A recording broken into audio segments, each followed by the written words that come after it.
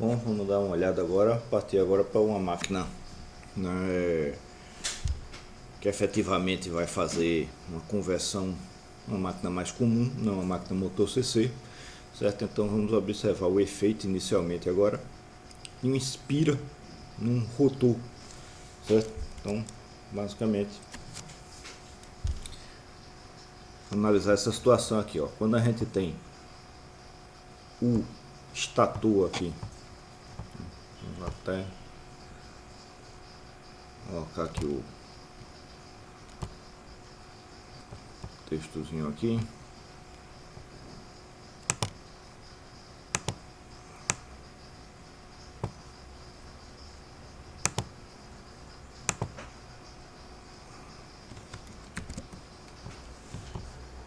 Né? Essa parte daqui, isso aqui tudinho,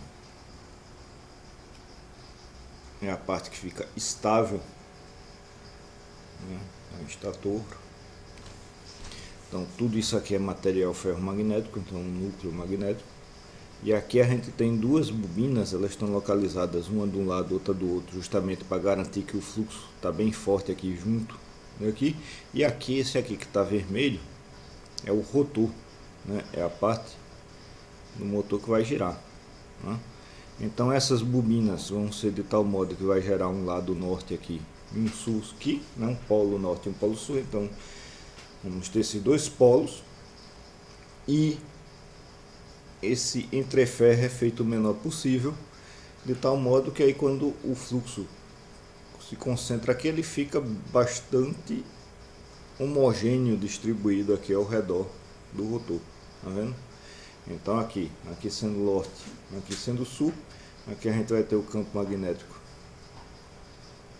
entrando aqui, sempre no sentido normal aqui ao rotor, e aqui o campo magnético,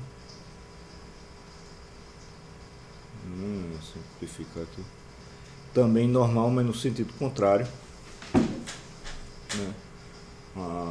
Aqui passando dentro do rotor. Esse rotor, ele é feito para girar, né? Como um motor, né? Imagina. Então ele é fixo aqui, isso aqui é uma vista em corte. Ele é feito para girar aqui livremente, mas mantendo esse ferro aqui constante, certo? E aí a gente fazendo o estator seguindo a curvatura do rotor, a distribuição do campo magnético acaba sendo, né? Ele distribui para minimizar aqui as perdas e aí acaba tendo uma distribuição bastante homogênea aqui em volta do rotor. Se a gente fizer essa análise aqui da distribuição em volta aqui do rotor, né? Tá aqui o campo magnético em função do ângulo, né? Tá aqui em polegadas, tá? Porque aí o fio desenho aí ficou em polegadas. Aí basicamente em função do ângulo, então 0, 180, 360 graus. Então de um lado aqui, na face, quando o rotor está virado para a face do polo, você tem o campo magnético aqui negativo, indicando um sentido. Vamos dizer que esse negativo é ele entrando lá no rotor, e o positivo aqui, ele saindo do rotor na outra face do polo, e você tem a transição entre os dois polos, onde ele cai abruptamente aqui, cruzamento com zero. Aí vai depender muito do formato desse cruzamento daqui, como é que vai ser essa linha, né? Ok, então isso aqui vai ter essa característica. E agora o que é que acontece se a gente botar nesse rotor, que ele pode girar uma espira ligada aqui nesse rotor, né? Então aqui, por exemplo, tem só a abertura aqui, a espira é feita para passar por dentro dessas ranhuras aqui no rotor, tá? De modo que a gente tenha, né, fazendo uma vista, né, em corte, a gente vai ter o espira chegando aqui,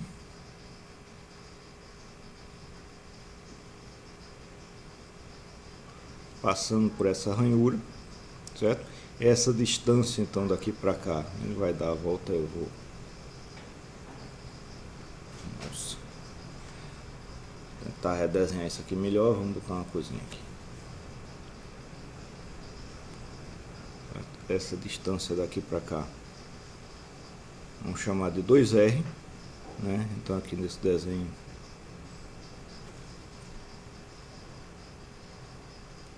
o 2R vai estar aqui. E esse comprimento aqui da espira, vamos chamar de L.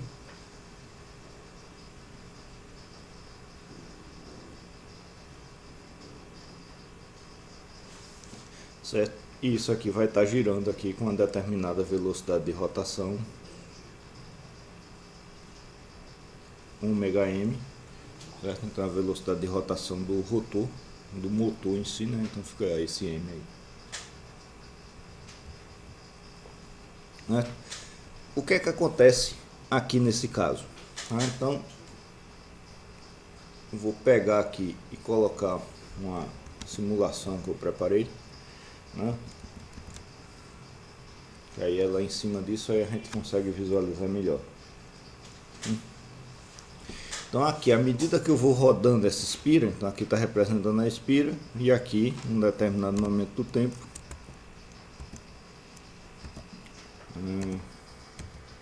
botar aqui para cá. Pronto. A corrente entrando aqui, saindo daqui, essa distância daqui para cá, 2R, profundidade L. Né? O que é que acontece com a corrente passando aqui com o campo magnético presente aqui no material? Aliás, a corrente não, né? A espira. Se isso aqui está girando com uma velocidade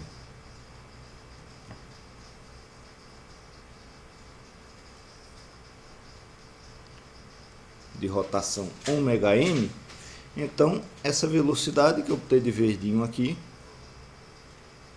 né, vai estar, claro, essa espira girando, isso aqui dentro da ranhura, dentro do rotor, essa espira vai estar indo aqui numa velocidade tangencial aqui ao rotor, em cada ponto do movimento, uma velocidade V igual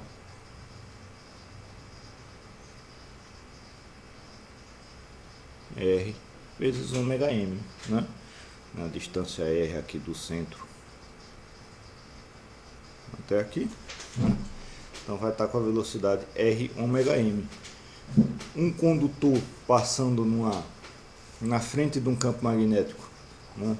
O campo magnético não está aqui com a cor específica, vamos botar de preto, campo magnético B. Condutor passando aqui na frente do campo magnético, então a gente pode usar a equação do condutor no campo magnético.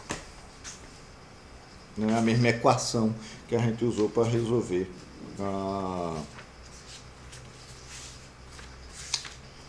o problema da máquina linear.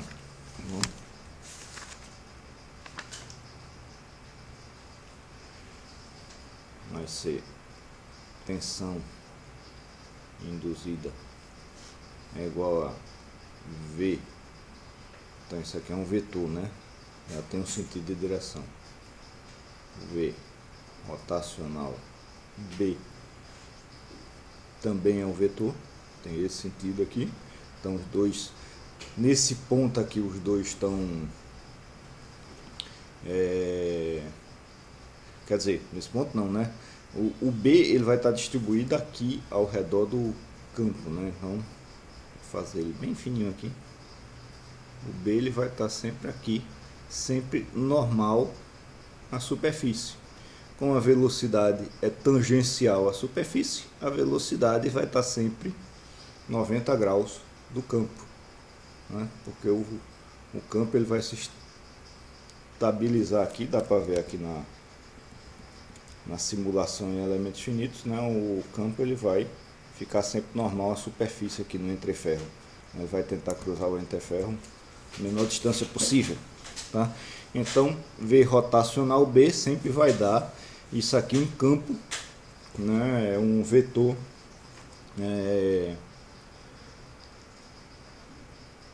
tangente, né? Um vetor ortogonal a esses dois. Tangente não, é ortogonal. Então se V está aqui, B está aqui, né?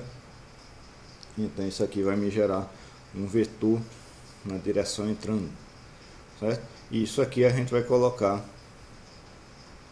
vezes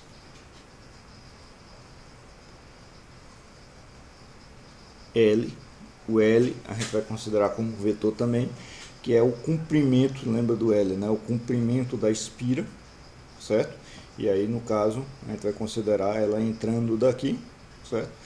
Isso daqui vai dar um vetor entrando, aí eu faço o produto normal aqui dos dois, vai estar entrando também. O resultado disso daqui vai ser um valor positivo, vai ser essa tensão induzida. À medida que isso aqui vai avançando, certo? O vetor velocidade está sempre ortogonal ao meu campo, certo? Isso aqui vai estar dando sempre essa tensão induzida aqui, máxima, à medida que ele está aqui nesse campo, né? Quando eu chego próximo aqui da troca dos polos, viu ali, né? Então vou ter a variação do campo aqui, porque o campo aqui ele não vai estar mais ortogonal, o campo aqui nos meiozinho mesmo vai estar zero, né? Se eu colocar aqui nessa posição o campo é zero, minha tensão induzida vai ficar zero, certo? À medida que isso aqui avança, quando eu entro aqui, aí agora o campo nesse lado de cá ele está entrando no rotor, né?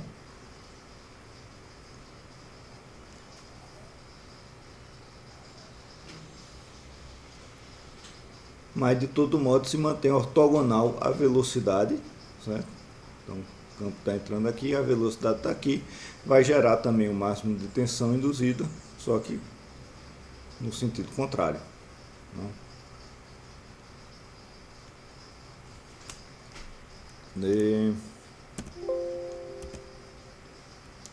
Certo? Quando eu tenho a troca aqui de um polo para o outro, muda o sentido da tensão induzida, mas eu vou estar sempre, enquanto ele está dentro do polo, eu vou estar sempre com essa tensão. Que tensão, qual é o valor dessa tensão induzida em determinado tempo?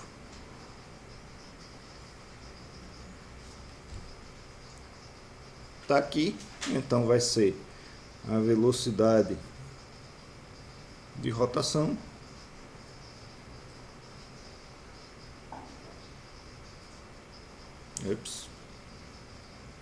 aqui que não ficou legal, né? Então pegando só os valores sem ser os vetores, né? Porque quando está tudo ortogonal vai funcionar.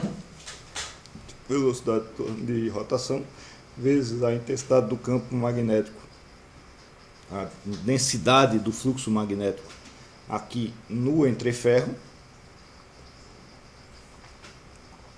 vezes o comprimento desse condutor, desse lado do condutor aqui nessa espira, né? Então V vezes B vezes L, e o V a gente já tem aqui, a gente pode trocar por R vezes ômega M. Então isso aqui simplifica para R ômega M vezes B vezes L. Como eu tenho um condutor aqui, outro condutor aqui, né, aqui a corrente está vindo, a tensão induzida depende do lado que eu estou pegando a tensão, né? Eu estou considerando desse lado, por isso ela vai ficar negativa aqui, certo? Como eu pego esse condutor e esse condutor, um lado e o outro da espira, então essa tensão induzida vai ficar o dobro disso aqui, 2R ômega M B vezes L, ok? Então,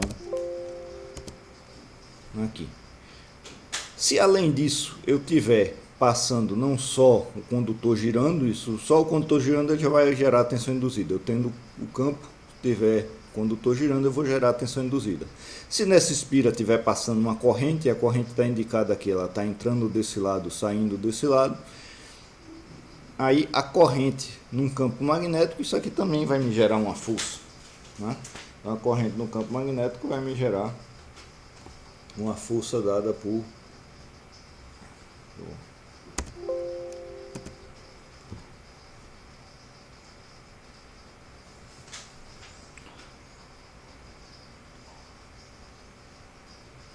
força induzida na espira, né? E como a espira está acoplada com o rotor, então basicamente essa força vai aparecer no rotor, né? Que é dada pela corrente que eu tenho, e na dimensional só o valor da corrente mesmo, vezes, como já defini aqui, o L vetor, rotacional B vetor.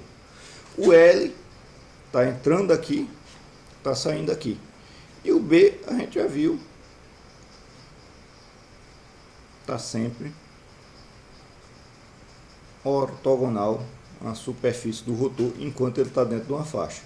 De um lado entrando, do outro correndo. De um lado entrando, do outro saindo, certo? Então isso aqui vai me fazer com que a medida que isso aqui gire, enquanto eu tiver numa face do rotor eu vou ter essa força, quando eu tiver na outra face eu tenho a força no sentido contrário, certo? Então desse jeito daqui eu teria essa situação, a força numa face de um lado, na outra face no outro sentido, da mesma forma que a tensão induzida, de um lado uma tensão positiva, do outro lado uma tensão negativa, certo? Mesma coisa com a força, eu vou ter de um lado uma força positiva, do outro lado a força negativa. Isso aqui, como L, por construção, essa questão do campo ser ortogonal aqui, a espira, ao rotor, e a espira está nessa direção, está entrando aqui no rotor, isso aqui está sempre ortogonal, isso aqui a gente pode simplificar, né? O I vezes L vezes B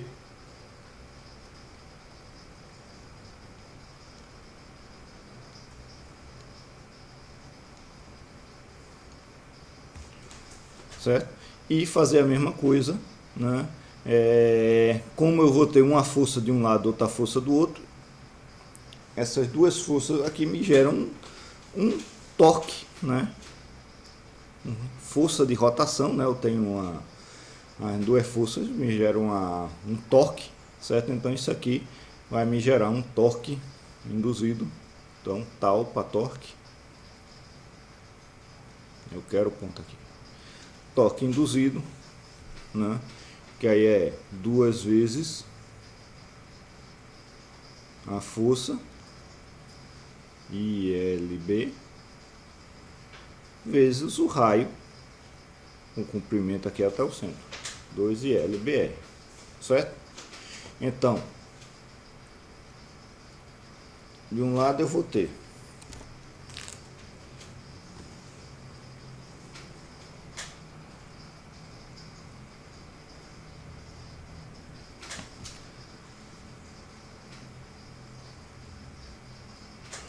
torque induzido, 2ILBR, né? No outro lado,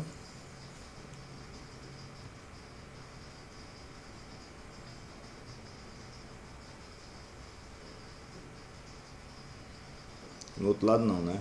Vendo a questão da tensão, eu vou ter uma tensão induzida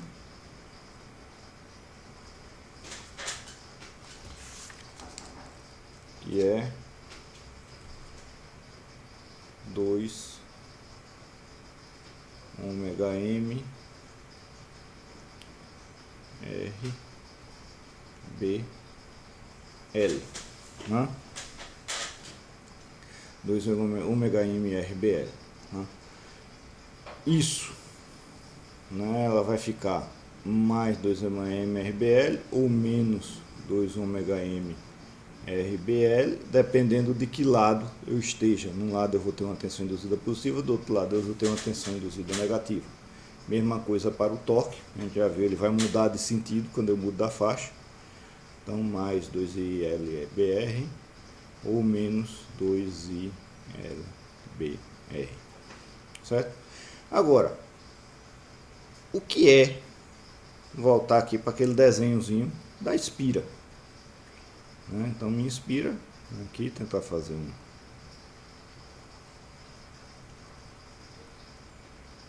isso aqui, 2R, isso aqui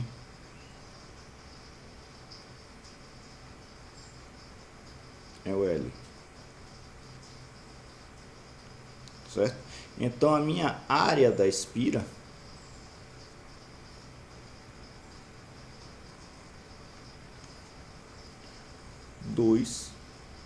vezes L vezes R, ou 2R vezes L seria melhor colocando, né? 2R L é a área da espira. Nessa área da espira, no momento que eu chegar no campo na espira aqui nessa posição, se eu pego essa área e multiplico pela densidade do campo magnético,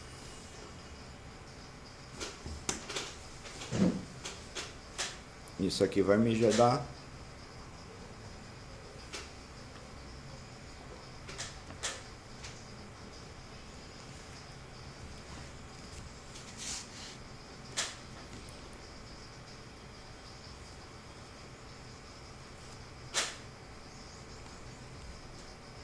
uma tensão induzida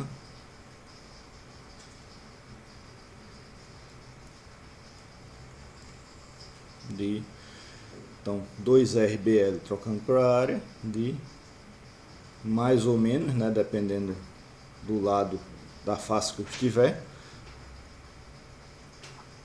2, já errei aqui.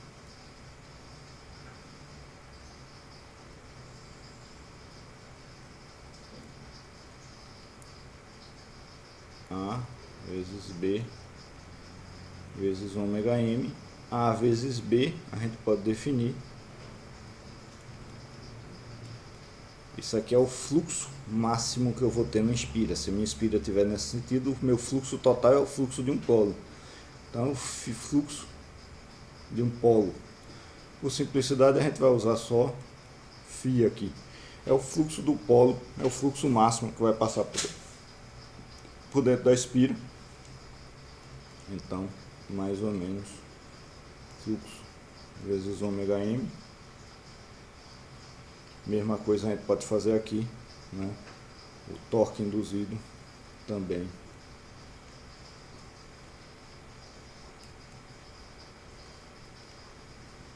Mais ou menos. Aí.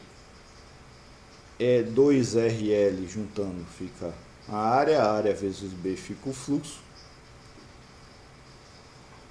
vezes a corrente na espira. O fluxo da espira, certo? Então, o torque, a relação entre a tensão induzida e a velocidade de rotação, é o fluxo por polo que eu tenho na minha máquina. A relação entre o torque induzido e a minha corrente é o fluxo por polo que eu tenho na minha máquina. Por enquanto essa máquina ainda não está DC, né? Por enquanto ela ainda está tensão induzida, e tanto o meu torque vão estar com essa forma aqui de onda. Esse lado aqui está errado, né? Ele vai subir aqui. Não está passando positivo e negativo à medida que ele vai colocando, certo? Mas seria essa questão daqui, tá? Principalmente quando a gente vê aqui a tensão induzida, a gente pode ver isso aqui de uma outra forma. Então, tá aqui a equação da tensão induzida. Uma outra forma, quando a gente vê o fluxo que passa na espira, tá? Então, à medida aqui que eu tiver a espira, 2RL é a área da espira, né? Vai estar aqui, vai estar se movimentando, e o meu fluxo ele vai estar, né, a derivada do o meu fluxo passando por dentro do polo. Você veja que quando a espira está assim, meu fluxo é zero. Eu tenho essa situação. À medida que a espira vai se movimentando, meu fluxo vai aumentando. Eu tenho essa derivada daqui, é justamente, né, dφ dt, por conta da derivada da velocidade que ele está variando no tempo. O quanto é que esse fluxo está variando no tempo, certo? A gente pode fazer essa conta que vai chegar que ele está variando no tempo justamente φ vezes ômega m, certo? Se a gente pegar a posição aqui do negócio de escrever como uma senoide, a gente derivar a senoide, aí vai ter uma senoide de ômega mt, a posição da espira, né? Então, essa posição da espira aqui está descrevida no tempo por uma senoide. Quando a gente pegar aqui, então a gente vai ter o fluxo que vai estar entrando, vai ser φ seno de ômega m dt. Quando a gente fizer isso daqui, então isso aqui é o fluxo na espira, né? Na verdade, isso aqui é a posição da espiga. Quando a gente fizer isso aqui, esse ômega m vem para trás, né? Mas como o fluxo aqui está constante, essa derivada aqui é constante, certo? Isso aqui vai dar aqui, é o fluxo total dado por ômega m. Uma outra forma da gente ver, né? Pelo menos no cálculo da tensão, dá para ver dessa forma com a derivada. Ok? Então, daqui, na aula seguinte, a gente vai ver como é que a gente liga isso para fazer efetivamente o motor descer, que aí a gente vai precisar ter o sistema de chaveamento dessa tensão e dessa corrente para fazer o torque, né? A comutação das correntes.